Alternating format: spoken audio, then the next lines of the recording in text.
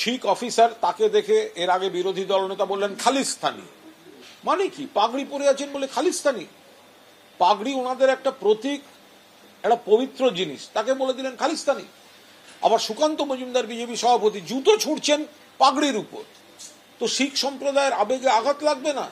শিখ সম্প্রদায়ের আবেগে আঘাত লেগেছে, তারা বিক্ষোভ দেখিয়েছেন। ভারতীয় জনতা পার্টি সমস্ত ধরনের সম্প্রদায়ের প্রতি শ্রদ্ধাশীল, শিখ সম্প্রদায় তার প্রতিও শ্রদ্ধাশীল।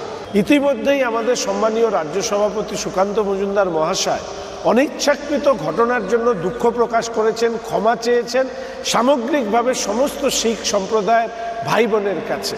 আনকন্ডিশনাল অ্যাপোলজি যাকে বলে। সেই জায়গায় দাঁড়িয়ে এই বিক্ষোভের পেছনে কোনো উদ্দেশ্য, কোনো ব্যক্তির উদ্দেশ্য আছে কিনা সেটা সময় বলবে। তবে এইটুকু বলতে পারি, যিনি এই এফআইআর করেছেন তাকে তৃণমূল কংগ্রেসের মিছিলে দেখা গিয়েছে।